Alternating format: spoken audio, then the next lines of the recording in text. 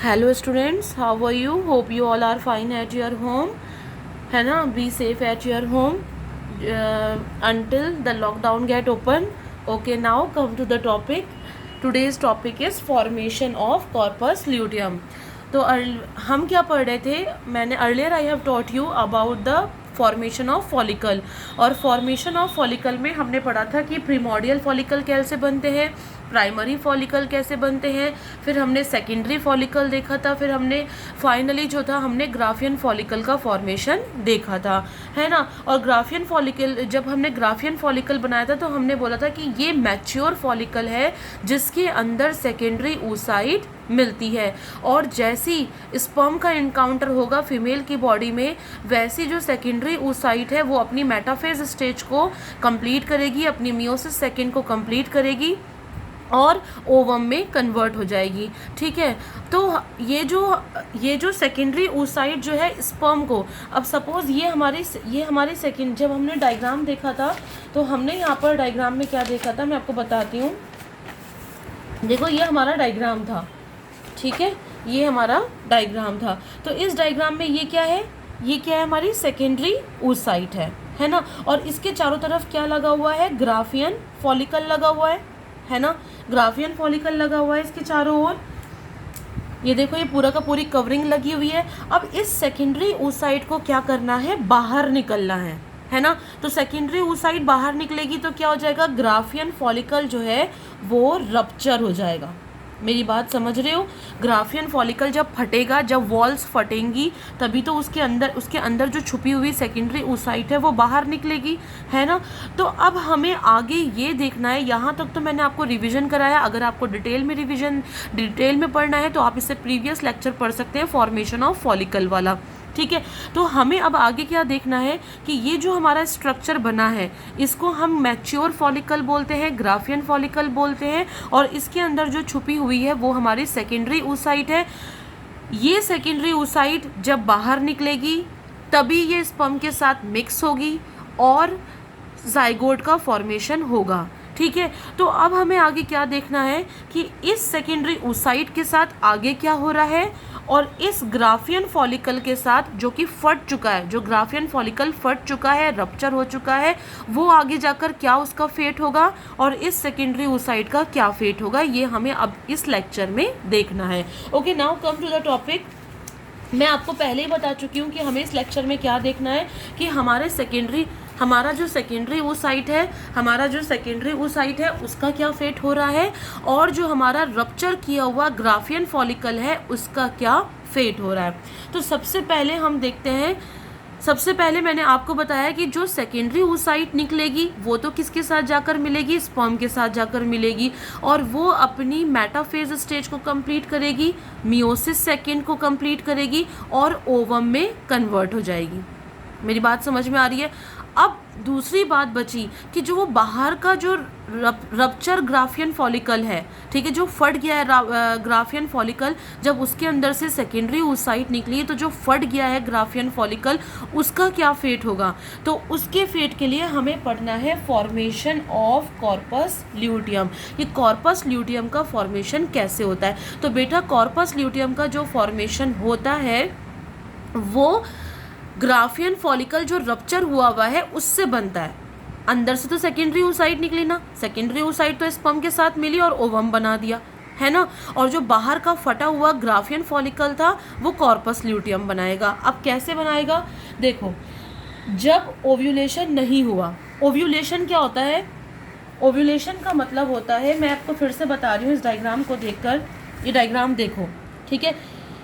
जब secondary oocyte बाहर निकलती है, मेरी बात ध्यान से सुनना, जब सेकेंडरी oocyte बाहर निकलती है ग्राफियन फॉलिकल को रप्चर करके, ठीक है, जब सेकेंडरी oocyte बाहर निकलती है ग्राफियन फॉलिकल को रप्चर करके, तो इस प्रोसेस को, इस स्टेप को हम क्या बोलते हैं? ओव्यूलेशन हो गया। मेरी बात समझ में आ रही है? ओव्यूलेशन का मतलब होता है सेकेंडरी oocyte का बाहर निकलना by rupturing the Graafian follicle is known as ovulation. और मैंने आपको बताया था कि हम लगभग जो साइंटिफिकली मानते हैं, जो एक रेफरेंस लेते हैं, वो लेते हैं कि 28 डेज में जो होते हैं वो गर्ल्स को मेंसेस आते हैं। तो 28 डेज का जो हाफ होता है वो कौन सा होता है? 14th day. ठीक है। अगर आप 28 डेज को हाफ करोगे तो कौन सा डे आएगा, 14th डे। तो 14th डे को हम ओव्यूलेशन डे मानते हैं। अभी हम इसको डिटेल में पढ़ेंगे जब हम मेंस्ट्रुअल साइकिल पढ़ेंगे, ठीक है। इसके बाद का जो मेरा लेक्चर होगा वो मेंस्ट्रुअल साइकिल पर ही होगा। तो अभी कैसे ओव्यूलेशन होता है, कैसे क्या होता है, डे 1 क्या होता है, 28 डेज पूरे पढ़ने हैं हमें कि डे 1 क्या होता है मेंसेस के, डे 2 क्या होता है। 28 डेज मतलब एक बार जब मेंसेस आ गई तो जब दोबारा नेक्स्ट मंथ में जब मेंसेस आती है तो उसके बीच का जो गैप होता है वो 28 डेज का होता है, ठीक है। तो ये जो 28 डेज है इसमें हमें डिटेल में पढ़ना है कि 1 डे क्या होता है, 2 डे क्या होता है, 3 डे क्या होता है। अभी आप केवल इतना ध्यान रखो कि जो 14th डे होता है यानी कि आपके मेंसेस में, आपके मेंसेस हो गए, सपोज आज कौन सी डेट है, 4th डे है, ठीक है। तो आज आपके मेंसेस कंप्लीट हो गए, तो आज से आप 14th डे काउंट करोगे, ठीक है। तो आज से आपका 14th डे कब पड़ेगा, आप लगा लो कब पड़ेगा आपका, 18 मई को पड़ेगा, है ना। 18 मई को आपका 14th डे पड़ेगा आपके ओव्यूलेशन का अकॉर्डिंग टू 28 डेज, ठीक है। तो जो आपका 18th मई होगा उस दिन क्या होगा कि सेकेंडरी oocyte जो है वो ग्राफियन फॉलिकल को रप्चर करके बाहर निकलेगी, ठीक है। और जब वो बाहर निकलेगी ग्राफियन फॉलिकल को रप्चर करके, उसको हम बोलेंगे ओव्यूलेशन हो गया, यानी कि सेकेंडरी oocyte बाहर निकल गई। ओके, नाउ अब हम अपने टॉपिक पर आते हैं। हो क्या रहा है ये हम देखते हैं, ठीक है। तो देखो हो क्या रहा है कि बिफोर ओव्यूलेशन, ठीक है, हमने 28 डेज माने मेंसेस के। 14th डे हमारा कौन सा है, 14th डे हम ऐसे मानते हैं, 14th डे ओव्यूलेशन है, 14th डे क्या है, ओव्यूलेशन है। तो इसको हम मानेंगे 14th डे के बाद जो हमारे दिन होंगे जब तक कि हमारे मेंसेस नहीं आ जा रहे, उसको हम मानेंगे आफ्टर ओव्यूलेशन, ठीक है। और 14th डे से पहले, ठीक है, जब तक ओव्यूलेशन नहीं हो रहा, ठीक है, उसको हम मानेंगे बिफोर ओव्यूलेशन, ठीक है। तो ये हमारा, ये आपके फर्स्ट मंथ के सपोज मेंसेस कंप्लीट हो गए, ये आपके सेकंड मंथ के मेंसेस आ रहे हैं, इसके बीच में जो गैप है वो 28 डेज का है। तो यहाँ 14 दिन से पहले के जो दिन होंगे उनको हम बिफोर ओव्यूलेशन बोलेंगे, क्योंकि 14th डे पे ओव्यूलेशन होता है। और 14th डे के बाद जितने भी दिन होंगे जब तक कि आपके सेकेंड मेंसेस नहीं आ जाते, उसको हम क्या बोलेंगे, आफ्टर ओव्यूलेशन पीरियड बोलेंगे। तो बिफोर ओव्यूलेशन क्या हो रहा है, बिफोर ओव्यूलेशन का मतलब है 14th डे से पहले वाले दिन, ठीक है। तो आप ऐसा देखोगे कि फॉलिकल के अंदर आपको कोई भी ब्लड सप्लाई देखने को मिलेगी या नहीं मिलेगी, ए वैस्कुलर का मतलब नहीं मिलेगी, यानी कि अभी जो मेंसेस करने के लिए जो ब्लड बनता है वो ब्लड अभी नहीं बना है, समझ में आ रहा है। अभी कोई भी ब्लड सप्लाई आपको, ब्लड उसके अंदर भरा हुआ आपको नहीं दिखेगा, ठीक है। अब आफ्टर ओव्यूलेशन क्या होगा, आफ्टर ओव्यूलेशन का मतलब 14th डे के बाद क्या होगा, जब तक कि सेकेंड मेंसेस नहीं आ जाते, तो जो ब्लड वेजल्स होंगे वो धीरे धीरे बढ़ना शुरू करेंगे, अपने अंदर ब्लड को फिल करना शुरू करेंगे, ठीक है। और फिल करने से क्या होगा, ग्राफियन फॉलिकल बढ़ता जाएगा, है ना। ग्राफियन फॉलिकल के अंदर देखो 14th डे से पहले ग्राफियन फॉलिकल के अंदर आपको बिल्कुल भी ब्लड सप्लाई देखने को नहीं मिल रही, ठीक है। 14th डे के बाद ग्राफियन फॉलिकल में आपको ब्लड वेजल्स में क्या हो रहा है, ग्रोथ देखने को मिल रही है। ब्लड वेजल्स में ग्रोथ क्यों हो रही है, क्योंकि उसके अंदर बहुत सारा ब्लड भर रहा है। जब अंदर ग्रोथ बहुत ज़्यादा हो जाएगी तो ग्राफियन फॉलिकल क्या हो जाएगा, फट जाएगा, ठीक है। ग्राफियन फॉलिकल फट जाएगा और फटने के बाद सेकेंडरी oocyte बाहर निकल जाएगी। जैसे सपोज ये ग्राफियन फॉलिकल है और इसके अंदर ये क्या है, सेकेंडरी oocyte। तो धीरे धीरे क्या होगा, इसका साइज बढ़ेगा ग्राफियन फॉलिकल का, क्यों, क्योंकि इसके अंदर ब्लड की सप्लाई बढ़ रही है, ठीक है। ब्लड वेजल्स भारी हो रहे हैं, ग्रो कर रहे हैं साइज में, तो ये जो ग्राफियन फॉलिकल है फट जाएगा और इसके अंदर का जो सेकेंडरी oocyte है वो बाहर निकल जाएगा। लेकिन ये जो फटा हुआ ग्राफियन फॉलिकल है, ठीक है, जैसी सेकेंडरी oocyte इसके अंदर से बाहर निकली, इस फटे हुए ग्राफियन फॉलिकल को हमने क्या बोल दिया, इसको हमने बोल दिया कॉर्पस हीमोरेगियम, कॉर्पस हीमोरेगियम। समझ में आ रहा है, फटे हुए ग्राफियन फॉलिकल को हम क्या बोल देंगे, कॉर्पस हीमोरेगियम बोल देंगे। हम इसको initial stage of corpus luteum भी बोल सकते हैं, क्योंकि अभी कॉर्पस ल्यूटियम बना नहीं है, ठीक है। अब क्या होगा, मेरी बात ध्यान से सुनना। तो ये जो फटा हुआ ग्राफियन फॉलिकल था, अब आपको पता है ना ग्राफियन फॉलिकल बना किससे था, बहुत सारे सेल से मिलकर बना था, जिस सेल को हम क्या बोल रहे थे, मेम्ब्रेन ग्रेन्युलोसा। क्या है मेम्ब्रेन ग्रेन्युलोसा? ये मैंने आपको प्रीवियस लेक्चर में बता चुकी हूँ कि जो कॉलमनर सेल्स हैं वो अपने लेयर्स को बढ़ा रहे थे और एक बहुत सारे मल्टीपल लेयर्स में फॉर्म हो जा रहे थे, उस मल्टीपल लेयर्स को हम मेम्ब्रेन ग्रेन्युलोसा बोल रहे थे। ठीक है, तो अब होगा क्या, आपको पता है ना ग्राफियन फॉलिकल में सब है क्या, मेम्ब्रेन ग्रेन्युलोसा ही तो है।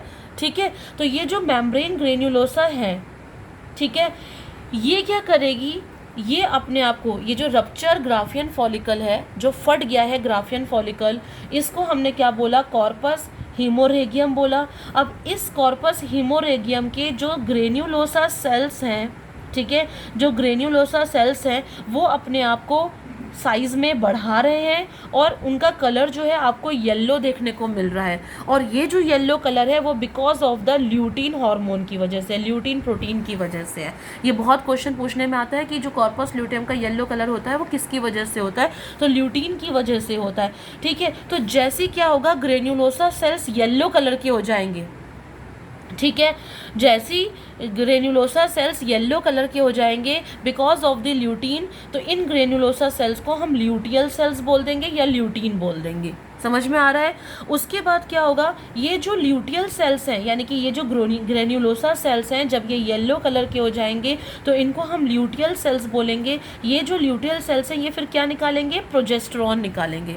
ल्यूटियल सेल्स प्रोजेस्टेरॉन हार्मोन निकालते हैं और साथ साथ में एस्ट्रोजन भी निकालते हैं। और ये जो प्रोजेस्टेरॉन होता है इसको हम प्रेगनेंसी हार्मोन बोलते हैं। ये 9 मंथ्स तक, जब तक बेबी माँ की प्रेगनेंसी रहती है, बेबी माँ के यूट्रस में रहता है, तब तक प्रोजेस्टेरॉन कॉर्पस ल्यूटियम निकालता रहता है ताकि प्रेगनेंसी हॉल्ट ना हो और प्रेगनेंसी कोई भी मिसकैरेज ना हो। आ रही है बात समझ में?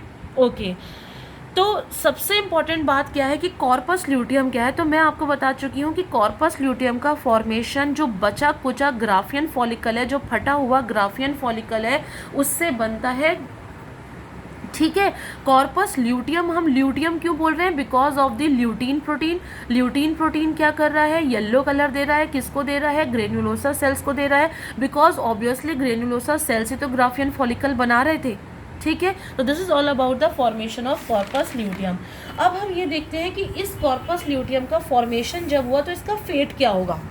क्या ये कॉर्पस ल्यूटियम जो है वो पूरे 9 मंथ्स तक मेंटेन रहेगा या ये कॉर्पस ल्यूटियम डिजेनरेट हो जाएगा। तो इसमें भी हमारे पास 2 फेट आते हैं, हमारे पास 2 प्रोबेबिलिटीज़ आती हैं कि या यस, ठीक है, या तो ये मेंटेन रहेगा, नो, या फिर ये मेंटेन नहीं रहेगा। ठीक है, अगर कॉर्पस ल्यूटियम मेंटेन रहा, अगर कॉर्पस ल्यूटियम मेंटेन रहा तो ये प्रोजेस्टेरॉन निकालता रहेगा। मेरी बात ध्यान से सुन रहे हो, मैं अभी पीछे आपको बता चुकी हूँ कि कॉर्पस ल्यूटियम जो है वो प्रोजेस्टेरॉन हार्मोन निकालता है। तो अगर कॉर्पस ल्यूटियम रहा, मेंटेन रहा 9 मंथ्स तक, तो वो प्रोजेस्टेरॉन हार्मोन निकालता रहेगा। और अगर प्रोजेस्टेरॉन हार्मोन उसने निकालता रहा तो प्रेगनेंसी मेंटेन रहेगी। ठीक है, तो इसका मतलब ये हुआ कि अगर फर्टिलाइजेशन हुआ तो कॉर्पस ल्यूटियम मेंटेन रहेगा। अगर फर्टिलाइजेशन नहीं हुआ, स्पर्म के साथ ओवम का इनकाउंटर नहीं हुआ, तो कॉर्पस ल्यूटियम मेंटेन नहीं रहेगा, क्योंकि जब प्रेगनेंसी ही मेंटेन नहीं हो रही है तो there is no need for maintaining of corpus luteum, right. तो अब यहाँ पर देखो कि फर्टिलाइजेशन अगर हुआ, अगर फर्टिलाइजेशन हुआ, ठीक है, तो कॉर्पस ल्यूटियम मेंटेन रहेगा। ठीक है, 9 मंथ्स तक मेंटेन रहेगा और प्रोजेस्टेरॉन हार्मोन के साथ साथ ये एक और हार्मोन निकालेगा, डेट इज HCG। ठीक है, HCG की फुल फॉर्म क्या होती है, ह्यूमन कोरियोनिक गोनाडोट्रोपिन हार्मोन। ठीक है, और मैं आपको एक बात बता दूं कि जब कोई भी फीमेल वुमेन जो होती है, जो फीमेल जो हमारी वुमेन होती है, जो प्रेग्नेंट वुमेन होती है, ठीक है, जब वो डॉक्टर के पास टेस्ट कराने जाती है कि क्या उसका रिजल्ट पॉजिटिव है या नेगेटिव, तो डॉक्टर इसी हार्मोन को टेस्ट करता है और इसी हार्मोन का अगर अपीयरेंस आती है तो प्रेगनेंसी जो है डॉक्टर बोलता है कि यस यू आर प्रेग्नेंट। और अगर इस हार्मोन की अपीयरेंस नहीं आती है तो डॉक्टर बोलता है कि नहीं, आपका रिजल्ट नेगेटिव है। ठीक है, तो कॉर्पस ल्यूटियम ही वो स्ट्रक्चर है जो एक्चुअल में एससीजी को निकालता है, ठीक है, और 9 मंथ्स तक प्रेगनेंसी को मेंटेन करके रखता है बाय रिलीजिंग प्रोजेस्टेरॉन, ठीक है। और ये जो एससीजी होता है ये कहाँ से निकलता है, ये ट्रोफोब्लास्ट और ब्लास्टोसिस्ट सेल से निकलता है। ये ट्रोफोब्लास्ट और ब्लास्टोसिस्ट सेल्स क्या होते हैं, ये हमारा जो एम्ब्रियोनिक सेल्स होते हैं, जब बच्चा बनता है तो जो एम्ब्रियोनिक सेल्स होते हैं, ठीक है, जो यूट्रस में सबसे पहले इम्प्लांट होते हैं, ठीक है, हम ऐसा बोल सकते हैं कि जो एम्ब्रियोनिक सेल्स होते हैं वो जो यूट्रस में आते हैं उनको हम ट्रोफोब्लास्ट और ब्लास्टोसिस्ट स्टेज बोलते हैं। अभी हम बेटा सारे स्टेज पढ़ेंगे कि what is trophoblast, what is blastocyst, जब हम पोस्ट फर्टिलाइजेशन इवेंट्स पढ़ेंगे, ठीक है।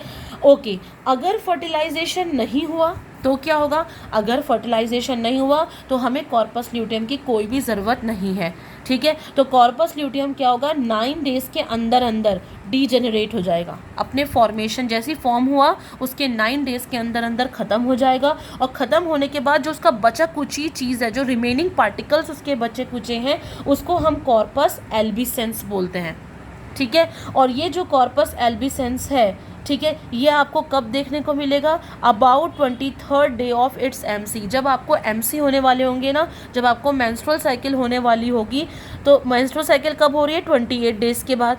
तो 23rd डे पर जो है कॉर्पस एल्बिसेंस की फॉर्मेशन जो होगी वो हो जाएगी। कॉर्पस एल्बिसेंस क्या है, मैं आपको फिर से बता रही हूँ, corpus albicans are the remaining particles of the corpus luteum which forms after degeneration of corpus luteum. तो कॉर्पस ल्यूटियम के 2 फेट है, अगर प्रेगनेंसी होगी तो ये 9 मंथ्स तक मेंटेन रहेगा, अगर प्रेगनेंसी नहीं होगी तो ये डिजेनरेट हो जाएगा 9 दिन के अंदर अंदर और कॉर्पस एल्बिसेंस में बदल जाएगा, ठीक है। ओके, नाउ मैं यहाँ पर लिख भी चुकी हूँ कि प्रोजेस्टेरॉन किसके लिए ज़रूरी है, मेंटेनेंस ऑफ प्रेगनेंसी के लिए ज़रूरी है, जो कि हमारा कॉर्पस ल्यूटियम निकालता है। नाउ अब हम आते हैं कि जो हमारा एस्ट्रोजन हार्मोन है और प्रोजेस्टेरॉन हार्मोन है, ये दोनों मिलकर क्या करते हैं, दोनों का कॉम्बिनेशन किस चीज़ के लिए ज़रूरी है। तो बेटा जो एस्ट्रोजन और प्रोजेस्टेरॉन है ये क्या करता है, जो हमारे यूट्रस की एंडोमेट्रियम है, मैंने आपको यूट्रस का स्ट्रक्चर पढ़ा चुकी हूँ और मैं आपको बता चुकी हूँ कि जो यूट्रस की सबसे अंदर वाली लेयर होती है उसको हम एंडोमेट्रियम बोलते हैं, बाहर वाली को हम पेरीमेट्रियम बोलते हैं, बीच वाली को हम मायोमेट्रियम बोलते हैं, और जो हमारी सबसे अंदर वाली है उसको हम एंडोमेट्रियम बोलते हैं। तो जो हमारी एंडोमेट्रियम लेयर है, ठीक है, वो अपने आप को सबसे पहले अपने आप को प्रिपेयर करती है ताकि उसके अंदर बच्चा आ सके, ताकि उसके अंदर जो बेबी है वो उसको कंसीव कर सके। तो ऐसा वो कब करती है, अपने आप को जो वो प्रिपेयर करती है वो कब करती है, 6 to 7th day of fertilisation. Fertilisation का मतलब जब ओवम स्पर्म के साथ मेटिंग करता है, उसके बाद जैसे उन दोनों की मेटिंग हो जाती है उसके 6ठे और 7वें दिन में, उसके बाद का जो 6ठा और 7वां दिन है, ठीक है, वहाँ पर क्या करता है, यूट्रस की जो अंदर वाली सबसे अंदर वाली लेयर है वो अपने आप को प्रिपेयर करती है ताकि उसके अंदर जो फर्टिलाइजेशन होकर जो जाइगोट बन गया है वो आकर यूट्रस में इम्प्लांट हो सके। और यूट्रस में वो कौन से पार्ट में आकर इम्प्लांट होता है, फंडिक पार्ट में। आपको पता है फंडिक कौन सा होता है, मेन बॉडी होती है, कैविटी होती है यूट्रस की, जहाँ पर आकर बेबी कंसीव करता, जहाँ पर आकर बेबी अपने आप को यूट्रस के अंदर अपने आप को आगे प्रोलिफरेट करता है, ठीक है। तो एस्ट्रोजन और प्रोजेस्टेरॉन जो है इन दोनों का लेवल चाहिए होता है यूट्रस को प्रिपेयर कराने के लिए 6 to 7 डेज के बाद, ताकि वहाँ पर जो फीटस है, जो बच्चा है, वो आकर रह सके 9 मंथ्स के लिए, ठीक है। उसके बाद अब एक बात आप और ध्यान रखना कि दोनों ओवरी में जो टोटल फॉलिकल बनते हैं, दोनों ओवरी में जो टोटल फॉलिकल बनते हैं वो अराउंड 4 lakhs बनते हैं, ठीक है। मैं आपको एक छोटा सा एक रिवीजन करा रही हूँ, ध्यान से अभी तक हमने जितना भी पढ़ा उसको हम एरो के फॉर्म में पढ़ रहे हैं, ठीक है। तो जो टोटल नंबर ऑफ फॉलिकल्स दोनों ओवरी में, जब आपको पता है ना कि दोनों ओवरी में फॉलिकल कब बन जाते हैं, माँ के पेट में ही बन जाते हैं, और मैं आपको बता चुकी हूँ पहले, this is a basic difference between the spermatogenesis and the oogenesis, ठीक है। तो सबसे पहले देखो, जब माँ के पेट में एक छोटी सी बच्ची थी तो उसकी दोनों ओवरी में कितने बन गए थे, 4 लाख के करीब जो थे वो फॉलिकल बन गए थे, ठीक है। अब हम ये देखते हैं कि फॉलिकुलर एट्रियसिस क्या होता है। ये बहुत इंपॉर्टेंट है बेटा कि फॉलिकुलर एट्रियसिस क्या होता है।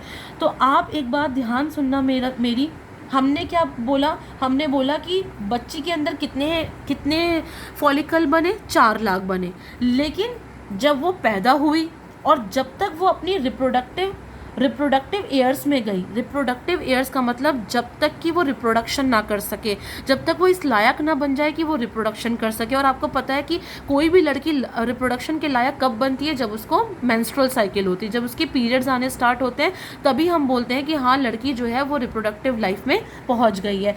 तो जो उसका पीरियड है, जब उसके ये 4 लाख फॉलिकल बने, वहाँ से जब तक कि वो रिप्रोडक्टिव लाइफ तक नहीं पहुंच जाती, तो बहुत सारे क्या होते हैं उसके फॉलिकल ऐसे ही ख़त्म हो जाते हैं। उस एज में आते आते बहुत सारे फॉलिकल उसके ऐसे ही ख़त्म हो जाते हैं, जो फैगोसाइट सेल्स होते हैं बॉडी के, वो ऐसे ही खा जाते हैं उसको, ठीक है।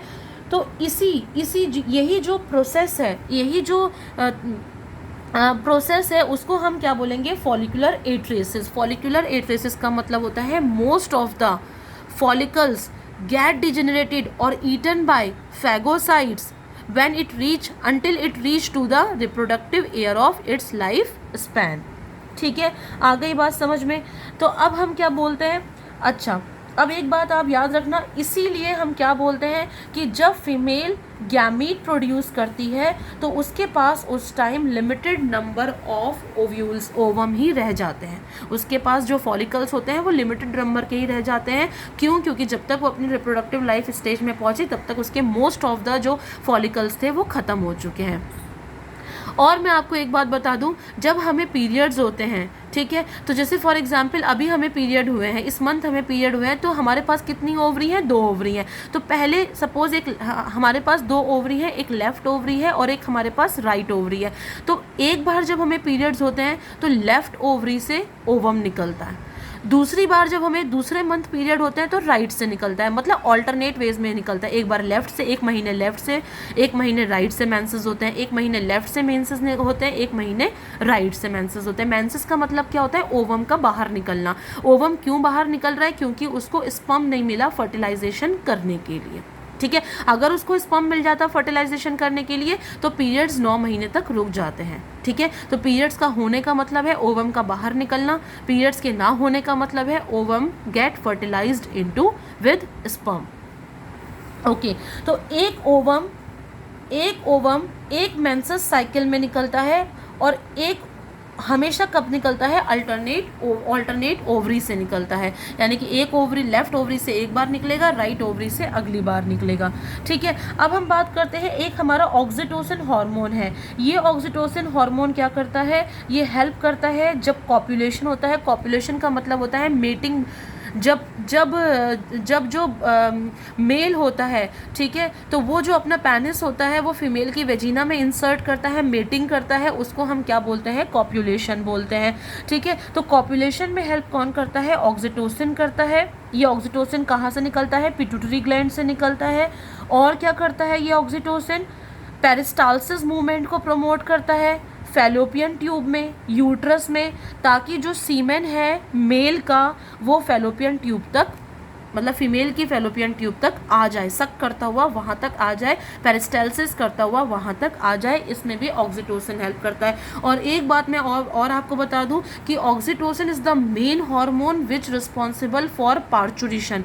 पार्चुरेशन का मतलब होता है बच्चे की डिलीवरी करना। तो बच्चे की डिलीवरी में जो सबसे ज़्यादा मदद करता है वो ऑक्सीटोसिन करता है, ठीक है। तो जब बच्चे की डिलीवरी नहीं हो पाती मदर, तो क्या करते हैं कि जो डॉक्टर्स होते हैं वो क्या करते हैं, ऑक्सीटोसिन का इंजेक्शन लगाते हैं बॉडी में, क्योंकि ऑक्सीटोसिन क्या करता है, पेन लाता है बॉडी में, और जितना ज़्यादा पेन होता है बॉडी में उतनी जल्दी बेबी की डिलीवरी होती है। तो अगर कोई मदर जो होती है वो पेन नहीं होता उसे, ठीक है, उसको पेन नहीं होता उसकी बॉडी में, वो डिलीवरी नहीं कर पाती, तो क्या करते हैं, ऑक्सीटोसिन का बाहर से इंजेक्शन दे के उसकी बॉडी में पेन लाया जाता है, पेन को डेवलप किया जाता है, ताकि प्रेशराइज हो, प्रेशर डेवलप हो, और उस प्रेशर से जो है बेबी बाहर निकल कर आ जाए। तो oxytocin is the main hormone which also responsible for the parturition. It is responsible for the suck of semen into the fallopian tube by peristalsis movement, and it is also responsible for the copulation, during the copulation, and released by the pituitary hormone, right? Now, okay, now अब हम एक overview देखते हैं, ठीक है। अब ये क्या ओवरव्यू है, देखो सबसे पहले अब हम एक पूरा ओवरव्यू देखते हैं। हम समझ गए कि कॉर्पस ल्यूटियम क्या होता है, हम समझ गए कि सेकेंडरी oocyte क्या होता है, प्राइमरी oocyte क्या होता है, हम सारी बातें समझ गए। अब हम एक क्विक रिविजन देखते हैं कि एक्चुअल में हमने पढ़ा क्या। देखो पहले हमने प्रीमोर्डियल फॉलिकल बनाए थे, राइट। उस प्रीमोर्डियल फॉलिकल के अंदर क्या छुपा हुई थी, प्राइमरी oocyte छुपी हुई थी। कौन सी स्टेज में रुकी हुई थी, वो प्रोफेज में रुकी हुई थी, ठीक है। ये प्राइमरी oocyte कब बनी थी, एम्ब्रियोनिक स्टेज से चली थी, और कब तक चली थी, जब तक लड़की को मेंसेस आने स्टार्ट नहीं हो जाते, ठीक है। तो ये 7 मिलियंस फॉलिकल बने थे शुरू में, लेकिन जो डिजेनरेट होते होते कितने रह गए, 4 लाख रह गए, ठीक है। तो 4 lakh primary oocyte, 4 lakh primordial follicle जो है वो एक बच्ची के अंदर बनते हैं जब वो अपनी माँ के पेट में होती है, ठीक है। उसके बाद ये प्राइमरी फॉलिकल बना, ठीक है। प्राइमरी फॉलिकल के अंदर भी क्या छुपा था, प्राइमरी oocyte छुपा था। कौन सी स्टेज में रुका हुआ था, प्रोफेज स्टेज में रुका हुआ था, ठीक है। ये प्राइमरी फॉलिकल कब बना, जब वो अपनी प्यूबर्टी में आ गई, ठीक है। और 4 लाख से भी ये कितना कम हो गया, 1,20,000 से लेकर 1,60,000 इसकी स्ट्रेंथ रह गई। इसी को तो हम फॉलिकुलर एट्रेसिस बोल रहे हैं, जो मैं आपको पीछे पढ़ाया था कि फॉलिकुलर एट्रेसिस का मतलब जब तक वो अपनी रिप्रोडक्टिव लाइफ स्टेज में पहुंचेगी उसका अमाउंट जो होगा गैमेट्स का वो कम हो जाएगा, ठीक है। अब क्या हुआ, एक मेंसेस में उसने कम से कम 6 से लेकर 10 प्राइमरी फॉलिकल बाहर निकाले, या हम ऐसा बोल सकते हैं कि एक मेंसेस में हम मैं सही से बोल रही हूँ इसको, क्योंकि थोड़ा सा हमें निकालना वर्ड गलत है, ठीक है। तो जो हम ऐसा बोल सकते हैं कि एक मेंसेस में जो फीमेल होती है वो अपने बॉडी के कम से कम 6 से लेकर 10 प्राइमरी फॉलिकल को एक्टिवेट करती है। और किसके थ्रू एक्टिवेट करती है, फॉलिकल स्टिमुलेटिंग हार्मोन के थ्रू एक्टिवेट करती है। ये फॉलिकल स्टिमुलेटिंग हार्मोन आता है, और ये फॉलिकल स्टिमुलेटिंग हार्मोन क्या करता है, ये फॉलिकल स्टिमुलेटिंग हार्मोन फीमेल की एक एमसी में कम से कम 6 से लेकर 10 प्राइमरी फॉलिकल को एक्टिवेट करता है, ठीक है। ये प्राइमरी, अब क्योंकि देखो मेंस्ट्रुअल साइकिल हो गई ना, मेंस्ट्रुअल साइकिल हो गई, इसका मतलब जो हमारा प्राइमरी oocyte है उसकी प्रोफेज स्टेज कंप्लीट हो गई, उसकी मियोसिस 1 कंप्लीट हो गई, और वो सेकेंडरी oocyte में कन्वर्ट हो गया। तो अब क्या बन जाएगा, सेकेंडरी फॉलिकल, ठीक है। अच्छा चलो छोड़ो, इसको भी छोड़ते हैं। हम पहले ये देखते हैं कि हमारा प्रीमोर्डियल फॉलिकल बना, ठीक है। ये प्रीमोर्डियल फॉलिकल के अंदर क्या छुपा हुआ था, प्राइमरी oocyte छुपी हुई थी जो कि प्रोफेज स्टेज में रुकी हुई थी। ये जो प्राइमरी प्रीमोर्डियल फॉलिकल का है इसका बनना कहाँ से कहाँ तक होगा, एम्ब्रियो से लेकर प्यूबर्टी तक होगा। 7 मिलियंस होंगे, और 7 मिलियन से जब तक कि ये प्यूबर्टी में पहुँचेंगे 4 लाख बचेंगे, ठीक है। उसके बाद प्रीमोर्डियल फॉलिकल से हमने क्या बनाया था, याद है, प्राइमरी फॉलिकल बनाया था। इस प्राइमरी फॉलिकल के अंदर भी क्या छुपा हुआ था, प्राइमरी oocyte छुपी हुई थी। कौन सी स्टेज में रुकी हुई थी, प्रोफेज स्टेज में रुकी हुई थी, ठीक है। कब बना था प्राइमरी फॉलिकल, प्यूबर्टी के टाइम पे बना था, ठीक है। कितना इसका अमाउंट रह गया था, एट्रेसिस होते होते 1,20,000 से लेकर 1,60,000 इसका अमाउंट रह गया था, ठीक है। फिर मैंने तुम्हें बताया था कि एक एमसी में कम से कम अपने कितने प्राइमरी फॉलिकल को एक्टिवेट करता है, कोई भी लड़की कम से कम अपने 6 से लेकर 10 प्राइमरी फॉलिकल को एक एमसी में एक्टिवेट करती है, और उसको एक्टिवेट करता है FSH, ठीक है। उसके बाद प्राइमरी फॉलिकल के बाद आपने क्या बनाया था, सेकेंडरी फॉलिकल। सेकेंडरी फॉलिकल के अंदर क्या छुपा हुआ है, अभी प्राइमरी oocyte छुपी हुई है, ठीक है। तो सेकेंडरी फॉलिकल के अंदर प्राइमरी oocyte छुपी हुई है, और ये प्राइमरी oocyte कौन सी स्टेज में रुकी हुई है, अभी भी प्रोफेज में रुकी हुई है, ठीक है। एवरी एमसी, ठीक है, जब भी एमसी होगी तो ये सेकेंडरी फॉलिकल जो है वो बनेगा, ठीक। उसके बाद सेकेंडरी फॉलिकल से क्या बनेगा, tertiary follicle, 1 mature tertiary follicle बनेगा, इसको हम ग्राफियन फॉलिकल बोल देंगे। और इस ग्राफियन फॉलिकल के अंदर क्या छुपा होगा, सेकेंडरी oocyte छुपा होगा, ठीक है। सेकेंडरी oocyte कैसे बनता है, सेकेंडरी oocyte मैंने आपको बता दिया कि primary follicle when menstrual cycle occurs then primary follicle get converted into secondary follicle. तो सेकेंडरी फॉलिकल बना। ये सेकेंडरी फॉलिकल आपको फिर से याद होगा कि मेटाफेज स्टेज में रुक गया था, क्यों, क्योंकि अभी स्पर्म का इनकाउंटर नहीं हुआ, लड़की की शादी नहीं हुई है अभी, तो ये सेकेंडरी oocyte जो है वो मेटाफेज स्टेज में रुक गया, ठीक है। तो हर एमसी में ये सेकेंडरी oocyte बाहर निकलता रहेगा, ठीक। उसके बाद क्या होगा, अब सेकेंडरी oocyte बन गया और उसके बाहर ये सेकेंडरी oocyte है और इसके बाहर क्या लगा हुआ है, ग्राफियन फॉलिकल लगा हुआ है। तो सेकेंडरी oocyte, अब ये ग्राफियन फॉलिकल फटेगा और सेकेंडरी oocyte बाहर निकलेगा। तो अब हमें देखना है कि सेकेंडरी oocyte के साथ क्या हो रहा है और ये जो बाहर ग्राफियन फॉलिकल है इसके साथ क्या हो रहा है। ठीक है, तो अब पहले हम देखते हैं कि सेकेंडरी oocyte के साथ क्या हो रहा है, फिर हम देखेंगे ग्राफियन फॉलिकल के साथ क्या हो रहा है। तो पहले हम आते हैं कि ग्राफियन फॉलिकल रप्चर हुआ, फटा, ठीक है, ओव्यूलेशन हुआ। ओव्यूलेशन हुआ का मतलब सेकेंडरी oocyte जो कि अपनी मेटाफेज स्टेज में रुकी हुई थी वो बाहर निकली। कौन से पार्ट में आ गई, एम्प्यूला पार्ट में आ गई फैलोपियन ट्यूब के। मैं आपको सारे पार्ट बता चुकी हूँ। ठीक है, अब इस सेकेंडरी oocyte के दो फेट होंगे। ठीक है, अगर फर्टिलाइजेशन हुआ, अगर स्पर्म आया, लड़की की शादी हो गई और स्पर्म आया, ठीक है, तो मियोसिस सेकेंड कंप्लीट हो जाएगी, जिसको हम सिनगैमी बोलते हैं, फर्टिलाइजेशन बोलते हैं कि हाँ ओवम अब स्पर्म के साथ फर्टिलाइज कर गया और सिनगैमी हो गई। सिनगैमी हो गई तो ओवम हो जाएगा, ओवम से क्या बन जाएगा, जाइगोट बन जाएगा और जाइगोट से फिर फर्दर डेवलपमेंट करके बेबी बन जाएगा।